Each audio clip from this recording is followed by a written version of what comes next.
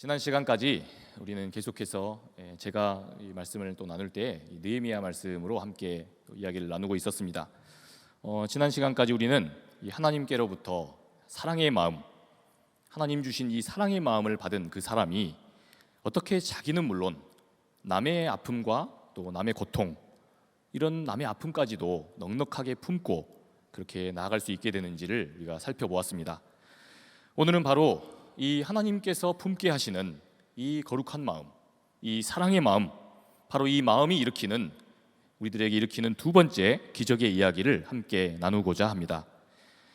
올해 작고한 이 스웨덴의 현자로 일컬어지는 비온 나티코 린데블란드라고 하는 분이 있습니다. 그는 자신의 그 책, 내가 틀릴 수도 있습니다 라는 그 책에서 아주 깊은 삶의 지혜와 또 해안을 우리들에게 줍니다.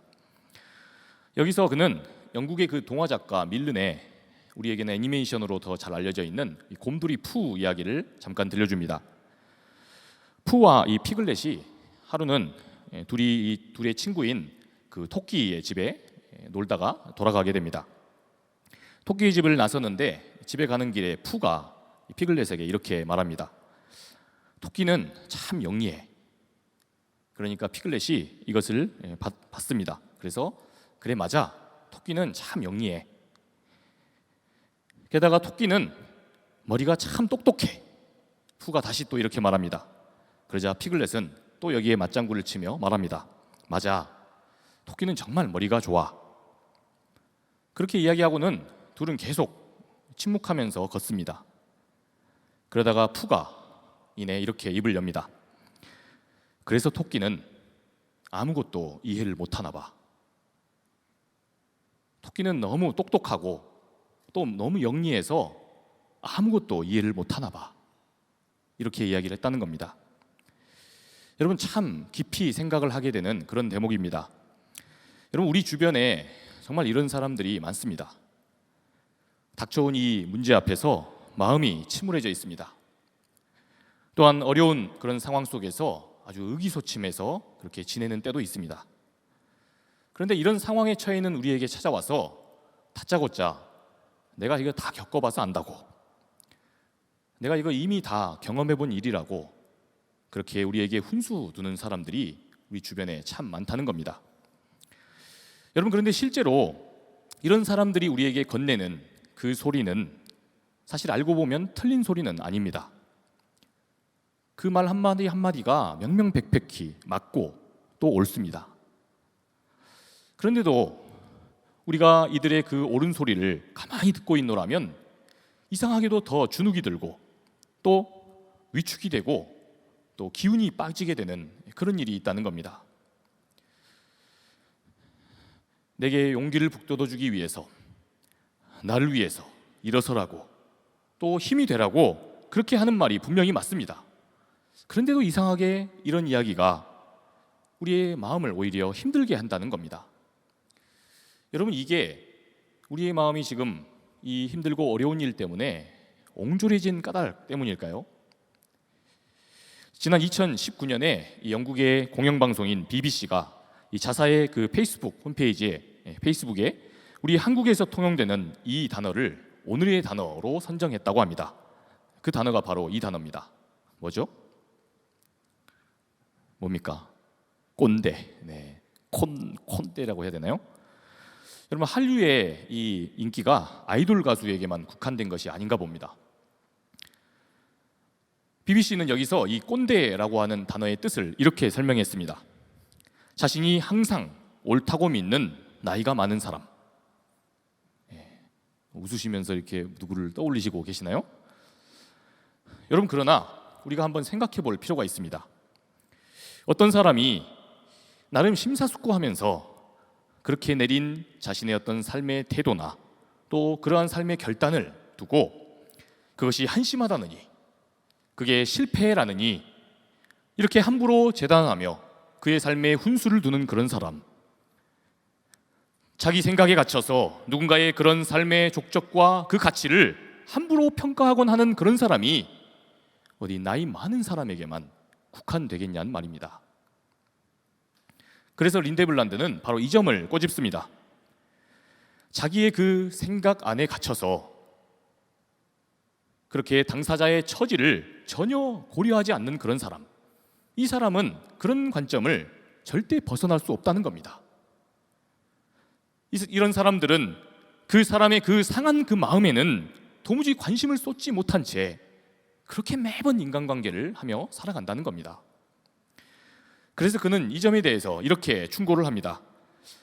어쩌면 우리에게는 지금 답이 필요한 것이 아니고 우리에게 충분히 공감해주고 우리의 이야기를 들으면서 충분히 기다려주는 사람, 경청해주는 그 사람, 바로 그 시간이 필요한지 모른다는 겁니다. 여러분, 그렇습니다. 우리가 이 삶 속에서 겪는 그러한 괴로움과 또한 아픔의 문제들을 가만히 생각해 보면 실제로 우리가 그것을 극복할 그 방법을 몰라서 우리가 그렇게 있는 것이 아닙니다. 때로는 그걸 어떻게 극복해야 하는지 우리가 분명히 알고 있습니다. 그러나 그럼에도 불구하고 우리가 그것을 차분하게 해나갈 수 있는 그 내면의 힘, 어떤 상황에도 굴복하지 않고 다시 우리가 일어설 수 있는 그 내면의 정신적인 에너지가 없어서 그래서 우리가 주저앉아 있는 경우가 우리에게 많다는 겁니다. 우리가 지금껏 살펴보았던 이 귀환했던 바로 이 예루살렘, 이 유다인들이 그랬습니다. 우리가 유대 역사를 살펴보면 이 솔로몬 때 지은 성전이 바벨론 시기 때, 바벨론이 쳐들어왔을 때 멸망하면서 그때 무너지게 됩니다. 바로 이때 이들 유대인들은 굉장히 큰 상처를 받는데 이 상처가 가히 우리가 상상할 수 있는 정도가 아니었습니다. 유대인들에게 당시 이 성전은 우리 하나님을 만나는 장소, 하나님이 계신 장소, 이 하나님의 임재를 상징하는 장소였습니다. 그래서 이 유대 사회는 철저하게 처음부터 끝까지 다 이 성전을 중심으로 돌아갔습니다. 여러분, 그런데 그런 성전이 파괴됐다는 것, 여러분 이것을 이 사람들이 대체 어떻게 받아들였겠습니까?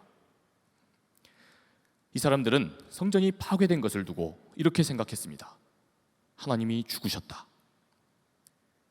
하나님이 지금 저 바벨론 신에게 죽으셨다. 혹은 하나님이 저 바벨론 신에 의해서 실패하셨다. 패배하셨다. 이렇게 생각한 겁니다. 우리가 앞선 설교들에서 살펴보았듯이 이들은 그 참혹한 이 역사 이후에 좋기 100여 년을 씨름한 끝에 다시 겨우겨우 성전을 세우고 어렵게 성벽을 다시 쌓습니다. 그런데 충격적이게도 이토록 어렵게 쌓은 이 성곽이 단 며칠 만에 허망하게 무너지고 맙니다. 또다시 자기들보다 더 강하다고 느껴졌던 이 적대 세력에 의해 아주 허망하게 불타고 무너져 내려앉은 겁니다. 우리 여기서 잠깐 고린도전서 3장 16절 말씀을 함께 보겠습니다. 너희는 너희가 하나님의 성전인 것과 하나님의 성령이 너희 안에 계신 것을 알지 못하느냐. 여러분, 우리는 아주 고맙게도 이 바울의 그 설명을 우리는 듣고 난 이후에 바로 이 말씀 위에 우리의 신앙을 정립하고 있습니다. 그래서 우리는 이 성전이라고 하는 것이 어떤 예배당 건물이 아니라 우리 예수를 믿는 각 사람이 그 한 사람 한 사람이 직접 하나님과 성령의 능력으로 교감하는 그 성전이라고 믿고 살아갑니다. 여러분, 그러나 이 이스라엘 백성들은 우리와는 달랐다는 겁니다. 우리는 그래서 이 교회 예배당이 상하고 망가지면 수리하면 된다 이렇게 생각하지, 이것이 우리 하나님이 우리를 떠나셨거나 교회 성전이 상했고 망했다고 해서 혹은 부셔졌다고 해서 이게 하나님이 죽으셨다 이렇게까지 생각하지 않습니다. 그러나 여러분, 유대인들은 그러지 않았습니다. 실제로 유대가 이 바벨론에 멸망하게 되자, 그리고 성전이 무너지게 되자 이 선지자 예레미야와 함께 있었던 그 동료들은 애가를 지어 부르면서 슬픔의 이 노래를 불러 지으면서 날마다 통곡하며 울었습니다. 또한 이 사건 직후에 예루살렘에 끌려갔던 그 유대인들도 절망하기는 마찬가지였습니다. 성전 파괴 소식을 저 멀리서 이 포로지에서 이 포로 노예로 듣고 있었던 이 사람들, 이들도 이 소식을 듣고 하나님이 죽으셨다, 하나님이 저 바벨론 신에 의해서 완전히 패하셨다, 패배하셨다 이렇게 생각을 한 겁니다. 그래서 이 절망이 너무나도 강해서 자신의 삶을 포기해버리는 이들이 그렇게 넘쳐났다는 말입니다. 여러분, 그래서 그 당시에 그 포로지에 있었던 우리들과 비슷한 연배의 이 청년 에스겔이 예언하며 나섭니다. 그러면서 이 에스겔이 목 놓아 외칩니다. 이 하나님의 성전이 파괴된 것이 하나님이 죽으신 게 아니다. 그 죽으셨음을 의미하는 것이 아니다. 하나님은 반드시 정해진 그 기한을 다 차고 나면 반드시 다시 성전을 짓게 하시고 그 새 성전을 통해 우리와 다시 역사하실 것이다. 우리를 만나 주실 것이다. 이렇게 외쳤던 겁니다. 여러분, 이러한 기대 끝에 다시 그렇게 세워놓았던 성전과 또한 성곽이었습니다. 여러분, 그런데 이것이 하루아침에 무너지고 불이 탔으니 이들은 지금 불안에 떤 겁니다. 여러분, 이러한 성전과 성곽이 다시 위험에 처한 이 사실은 이들에게 아주 큰 불길함을 의미했고, 또 이것으로 인해서 이들이 낙담하는 그런 일에 처하게 된 겁니다. 이제 남아있는 이 성전마저도 우리보다 훨씬 강한 저 대적들에 의해서 이제 곧 무너지겠구나, 이런 절망감이 모두를 휩쓴 겁니다. 그러자 이들은 그런데 우리가 다시 이 성곽을 지어본들 무슨 의미가 있는가, 성곽 재건 무용론에 이들이 빠진 겁니다. 그래서 이들은 이 무너진 성곽을 몇 개월 동안이나 방치했습니다. 여러분, 자기 그 주변에, 자기가 지금 살고 있는 이곳 주변에 이 성곽이 폐허처럼 이렇게 널브러져 있습니다. 그 잔해더미 속에 살고 있습니다. 여러분, 그러면 그 잔해 옆에서 날마다 일어날 때마다 또 해가 져서 잘 때까지 이 폐허더미를 쳐다보며 살아가는 이들이 또 이 폐허더미로 인해서 어떤 영향을 받았겠습니까? 우리는 실패했구나, 이제 우리는 망했구나, 또 이런 절망감이 계속해서 무기력과 또 여기에 대한 더 큰 절망감으로 더 침잠하게 만들었던 겁니다. 여러분, 그런데 그렇기 때문에 그래서 우리는 오늘도 이 느헤미야, 하나님 주신 그 사랑의 마음, 거룩한 마음 붙들고 나아갔던 이 느헤미야의 그 태도와 그 행동을 주목해 볼 수밖에 없습니다. 우리 16절 말씀을 함께 읽어봅시다. 방백들은 내가 어디에 갔었으며 무엇을 하였는지 알지 못하였고 나도 그 일을 유다 사람들에게나 제사장들에게나 귀족들에게나 방백들에게나 그 외에 일하는 자들에게 알리지 아니하다가. 아멘. 여러분, 여기서 이 밑줄 칠 이 대목들, 여러분, 여기서 지금 느헤미야가 취하고 있는 이 행동은 정말 범상치 않습니다. 무엇보다도 이 상황을 지켜보았던 그의 이 반응, 이것을 지켜보고 난 이후에 그의 이 반응을 살펴보면 이게 뭔가 범상치 않다는 겁니다. 정말 납득이 안 된다는 겁니다. 무엇보다도 우선 그가 이 상황을 얼마나 답답해했을지, 이것을 우리가 헤아려 본다면 그걸 공감해 볼 수 있습니다. 여러분, 이 느헤미야라고 하는 사람이 지금까지 우리가 살펴보면서 어떤 사람이었습니까? 첫 시간에 우리가 말씀을 나눈 대로 페르시아의 왕은 모든 포로민들에게 자유를 주었습니다. 그런데 자유가 주어졌음에도 불구하고 자기 본국으로 돌아갔던 이 유대인들은 당시 포로 유대인 중에 10%도 안 됐다고 했습니다. 대다수의 사람들이 이미 한번 국운이 기울어서 망해버린 그 조국 유다, 거기로 다시 돌아가서 성전을 재건하고 다시 무너진 터를 다시 세우느니 차라리 이 페르시아에 남아서 페르시아에서 열심히 해서 그렇게 성공하는 편이 낫다, 그렇게 해서 이 느헤미야처럼 되면 되는 겁니다. 대부분 사람들이 그래서 그곳에 남아 있었습니다. 그러나 그럼에도 불구하고 이 단 10%라도, 이 10%의 사람들만은 의미 있는 선택을 한 겁니다. 다시 조국 이 유대로 돌아가서 거기서 고생길은 뻔하지만 망해버린 이 조국을 일으키고 다시 재건해 보겠노라고 그렇게 의미를 쫓아서 간 겁니다. 여러분, 이러한 귀한 결정을 앞서서 더 용기 있게 해준 이 동지들이 있었기 때문에 느헤미야도 훗날 어떻게 합니까?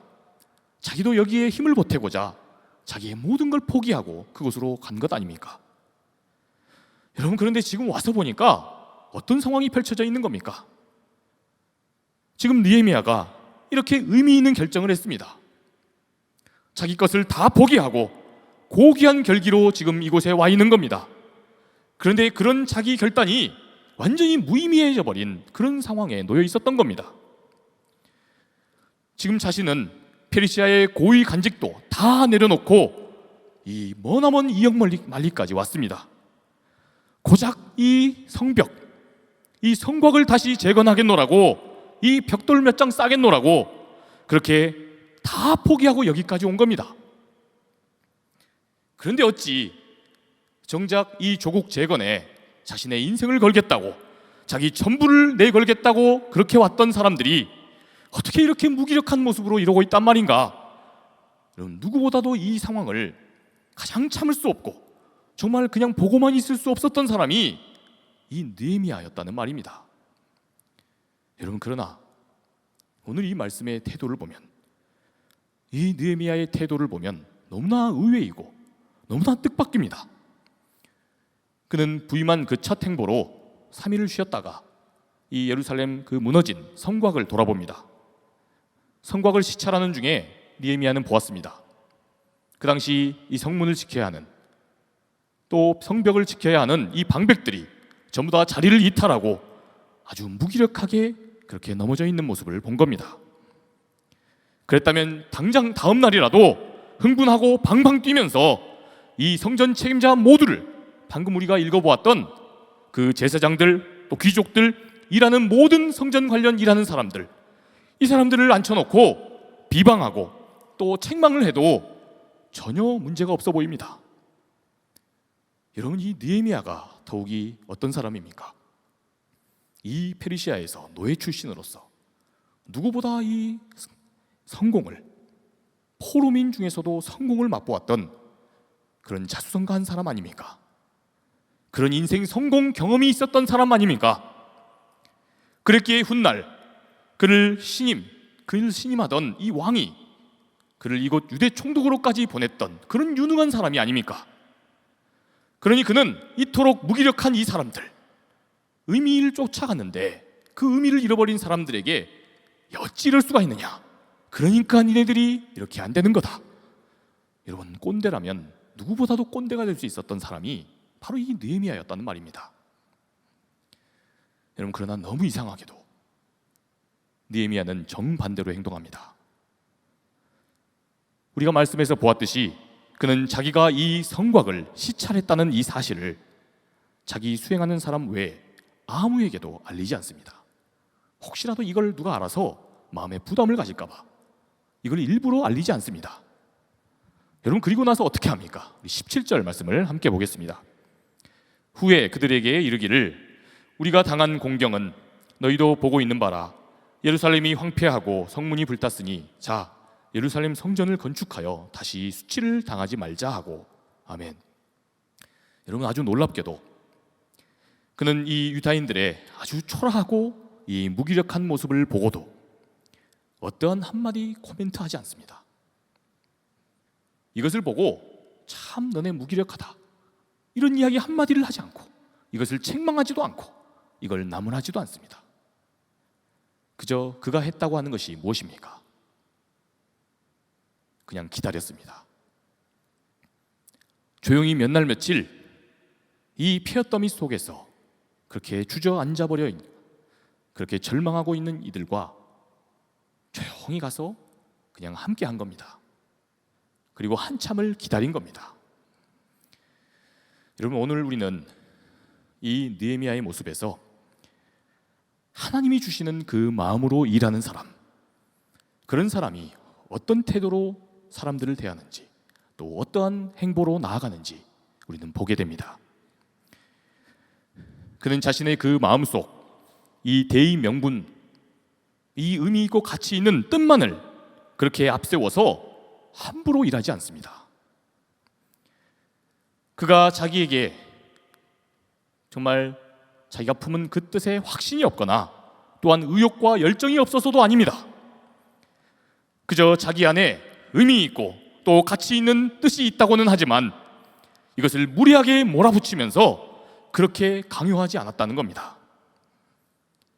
아직 자기가 품은 그 뜻에, 자기가 품은 그 열망에 공감하지 못하고 아직 그 마음의 여유가 없어서, 아직 자신의 그 상처가 너무나도 짙어서 거기에 기쁜 마음으로 자발적으로 동참할 수 없었던 사람들, 이 사람들을 충분히 기다려 주었다는 겁니다. 그러면서 그는 단지 유도할 뿐입니다. 그렇게 기다릴 뿐입니다. 여러분, 만일에 느헤미야가 이렇게 행동하지 않았다면 그는 이를 그르쳤을지 모릅니다. 그러면 사람들이 이렇게 말했을 겁니다. 유다 땅에 온 지 3일밖에 안 된 사람이 뭘 한다고 그렇게 떠들어대나? 지가 페르시아에서 뭐 대단한 그런 직분 맡았다고 해서 지금 우리가 왜 이렇게 주저앉아 있는지 우리의 마음을 알고나 그렇게 이야기하는 것인가? 아마 느헤미야를 쏘아붙이면서 느헤미야에게 아예 마음을 닫아버렸을 겁니다. 여러분, 그러나 느헤미야가 걷는 이 행로는 우리가 다 알다시피 처음부터 누구에 의해서 올 수 있었던 겁니까? 하나님께서 그에게 마음을 주셔서 그가 여기까지 올 수 있었던 겁니다. 여러분, 그 마음이라는 게 어떤 마음입니까? 절망하고 낙심한 우리 형제 자매들을 내가 위로해 줘야 되겠다. 성벽을 쌓는 그 가시적인 일이 아니라 성곽과 함께 무너져 있는 이들의 그 자존감을 좀 세워줘야 되겠다. 주변 적대 세력에 의해서 완전히 짓밟힌 이들의 존엄을 좀 세워줘야 되겠다. 하나님이 품게 하셨던 바로 그 사랑의 마음, 그것이 그에게 의지를 불어 넣어주고 용기를 부어 넣어주었기 때문에 그가 이곳 이 역말리 여기까지 왔던 것입니다. 여러분, 그러니 하나님께서 주신 이런 마음 붙들고 그래서 이런 사랑의 일을 추진하겠다고 하면서 어찌 형제와 자매의 마음을 상하게 하면서 일을 할 수 있었겠습니까? 그렇게 되면 주객이 전도되고 목적을 상실해버린 의미 없는 일이 되지 않았겠습니까? 여러분, 실제로 인간 심리를 연구하는 많은 사회과학자들은 말합니다. 그럴싸한 이 세상의 논리가 아주 대단한 언변과 논리가 사람을 움직이는 것이 아니라고 말입니다. 여러분, 세상에 아무리 옳고 아무리 바른 논리라 할지라도 이 논리가 논리 대 논리로 만나면 그와 다른 견해를 가진 상대방이 나의 그 논리가 상대방에 의해 강제로 꺾였다거나 또 강요되었다거나 그렇게 일방적으로 무시되었다라고 느끼게 되면 사람은 마음문을 닫아버린다는 겁니다. 그 이야기가 아무리 옳아도, 그게 아무리 옳은 소리여도 그 사람에게 마음문 닫아버리고 그가 이야기하는 그 의견에 자신의 마음을, 자신의 진심을 닫아버린다는 겁니다. 여러분, 그렇기 때문에 사랑하는 여러분, 그러니 우리가 의미 있는 일을 한다고 할 때 더 조심해야 합니다. 가치 있는 일을 한다고 할 때 우리가 더 경청해야 합니다. 특별히 우리의 가정에서, 우리가 인간관계를 맺고 있는 우리의 학교, 우리의 직장, 우리의 일터에서 우리가 의미 있는 가치 있는 일을 한다고 할 때 더 조심해야 한다는 말입니다. 더욱이 공동체적 목적으로 주님의 일을 감당한다는 교회에서는 여러분 더 조심해야 합니다. 교회 안에서 이게 가치 있는 일이고 이런 모양으로 섬기는 것이 우리 함께 조력하고 있는 우리가, 함께 이 부서를 섬기고 있고 이 팀을 섬기고 있는 우리가 이게 하나님의 뜻을 온전히 받드는 거고 이게 하나님을 기쁘시게 하는 거다. 여러분, 이렇게 말을 하는 것, 여러분 이렇게 하면서 아주 조급하게 뭔가를 추진하는 것, 여러분 그 과정에서 누군가가 마음을 상하게 된다면 여러분 그러면 그것은 하나님을 기쁘시게 하는 일이 아닙니다. 더욱이 그런 일이 자꾸 반복되게 되면요, 사람이 이러한 원망과 여기서 싹튼 그 마음의 상처를 하나님께 분풀이하게 됩니다. 이제 하나님을 원망하는 그런 상황이 되게 됩니다. 내가 무슨 꼴을 보려고 여기서 이렇게 헌신하고 있는가? 목사인 저도 이 목양적인 차원에서 여러분 이 말씀에서 가장 자유로울 수 없었던 사람이 사실 바로 저였습니다. 목회자인 저는 목양적인 차원에서 누군가에게 신앙생활에 대해서 권면해야 하는 일이 종종 있습니다. 그런데 어떤 경우에는 저는 전혀 그런 뜻과 그런 의미로 권면하는 것이 아닌데 때때로 그렇게 권면한 사안이 그 지체로 하여금 불필요한 집착에 자꾸 얽매이게 만드는 일이 있습니다. 저는 전혀 그런 의도로 한 것이 아닌데 그리고 거절하여도 자기가 내키지 않았을 때, 자기 상황에서 그게 맞지 않았을 때 거절하면 되는 것인데, 이것을 거절하지 못해서 마지못해 그걸 감당하느라고 때로는 자책하는 그런 지체들도 많이 봤습니다.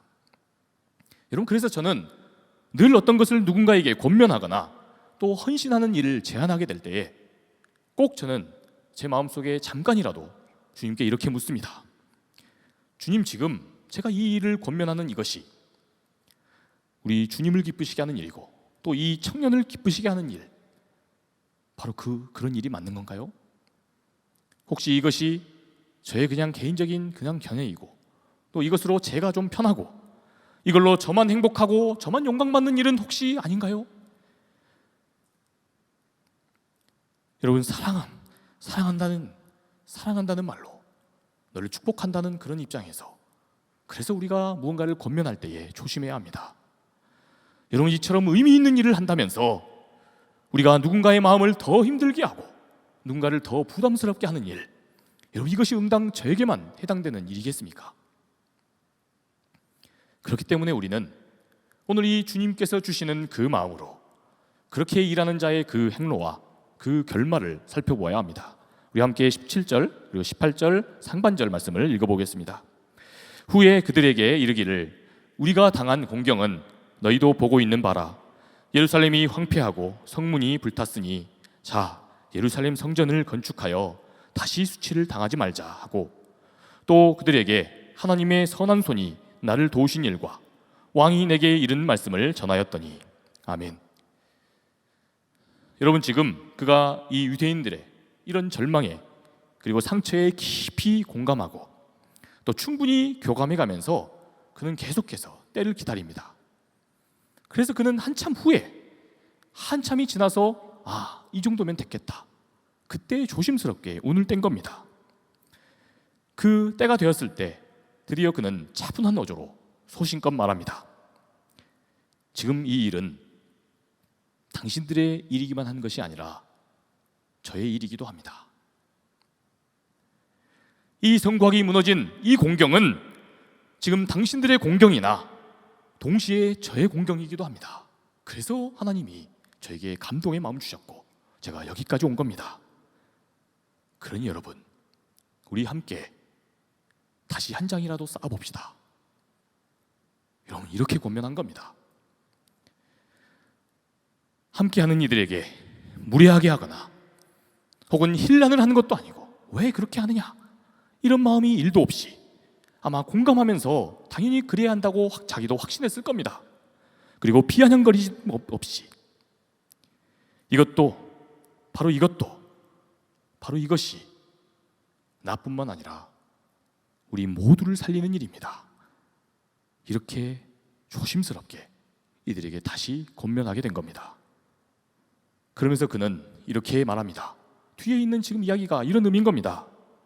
제가 지금 이렇게 나오는 것은 저에게 특별히 능력이 있거나 저에게 무슨 탁월한 무언가가 있어서 그런 게 아닙니다. 단지 하나님께서 저에게 그런 마음을 주셨기 때문입니다. 그리고 저는 하나님이 주신 그 마음의 단서를 따라 작게나마 저에게 있는 그 자리에서 작은 용기 내어 보았을 뿐입니다. 그랬더니 하나님이 어떻게 하신 겁니까? 하나님이 심지어 왕의 마음까지도 하나님이 움직이시면서 저를 여기까지 인도하시답니다. 그러니 여러분, 다시 한번 쌓아봅시다. 하나님의 선한 손이, 저에게 임하셨던 그 선한 손이 우리 모두에게도, 우리 각 사람에게도 임할 겁니다. 그저 저는 하나님 주신 그 마음으로, 그 마음 붙들고 작은 용기 내었을 뿐입니다. 여러분, 이러한 행보로 나아가는 사람, 주님 주시는 그 마음을 붙들고 그렇게 한 걸음 한 걸음 나아가는 사람, 그런 사람의 행로 끝에는 반드시 기적이 일어납니다. 여러분, 무슨 기적이냐? 마지막 말씀을 함께 보겠습니다. 18절 하반절 말씀입니다. 그들의 말이 일어나 건축하자 하고 모두 힘을 내어 이 선한 일을 하려 하매. 아멘. 여러분, 방금 전까지 다 자포자기했던 사람들입니다. 방금 전까지 무기력하게 마치 죽은 것 같이 폐허더미를 방치하며 그렇게 있었던 사람들입니다. 도무지 헤어나올 수 없을 것 같은 그런 절망과 무기력에 빠졌던 이 사람들이 다시 일어납니다. 주님이 주신 이 마음으로 말하고 그렇게 겸손하게 일하고 그렇게 행한 그 조용한 행로가 절망했던 그 서로가 서로를 격려하고 다시 독려하면서 일어설 수 있게 그렇게 만들어 주었다는 겁니다. 여러분, 바로 이것이 우리 하나님이 주신 그 마음으로 그 마음 붙들고 나아가는 자의 그런 결말입니다. 사랑하는 우리 상당의 청년대학부, 우리 청년 여러분, 우리의 시대, 우리가 살아가고 있는 이 사회 현실은 어떻습니까? 우리가 사는 이 세상은 어떻습니까? 여러분, 우리가 살고 있는 이 세상이야말로 이 주님께서 주신 그 마음, 주님께서 주신 이 따뜻한 사랑의 마음, 이 마음 붙들고 일하는 그 한 사람이 없기 때문에 우리네 세상이 이처럼 위태로워진 것 아닙니까? 말하기보다는 듣고자 하는 사람, 주장하기보다는 조용히 따라주고자 하는 그 한 사람, 바로 그 한 사람이 없어서 우리가 이렇게 마음이 힘들고 참으로 무기력하게 있는 것은 아니냔 말입니다. 모두가 내 뜻이 관철되기만을 원하고, 그래서 내가 돋보이고 내가 유능한 사람, 그런 사람으로 불리워지기를, 그렇게 악착같이 바로 이런 일에 똑똑해지고 있기 때문에 함께여도 우리가 너무나 외롭고 또 너무나 풍요로운 중에 우리가 참 살맛이 나지 않는다고 그렇게 이야기하고 있는 것 아니냔 말입니다. 여러분, 그래서 우리 주님께서 저와 여러분들에게 마음 주시기를 원합니다. 하나님이 저와 여러분들에게 이 거룩한 마음, 묵묵히 기다려주고 누군가 이야기를 귀담아 들어주고 그것 자체를 목적으로 삼을 수 있는 그러한 사람 되실 수 있기를 주님의 이름으로 축복합니다. 그러면 우리 하나님께서 이 세상에 참으로 병들고 마음이 힘들어서 무너지고 그렇게 주저앉아 있는 이 땅의 많은 청년들을 다시 구원을 맛볼 수 있도록 인도하여 주실 겁니다. 그렇게 하실 우리 하나님만을 우리가 온전히 쫓아 나아가기를 주님의 이름으로 축원합니다. 주님, 마음 주시옵소서. 우리에게 찾아와 주셔서 당신의 마음 주시옵소서. 늘 나의 목소리를 더 내기 원하고 늘 내 이야기를 더 하고 싶어하는 그런 우리입니다. 가정에서도, 또한 사랑하는 친구 관계에서도, 또 우리와 이해관계를 함께하고 있는 사람들에게조차도 우리는 늘 우리의 뜻이 관철되고 내가 조금이라도 더 돋보이고 우리는 이런 나약한 사람들입니다.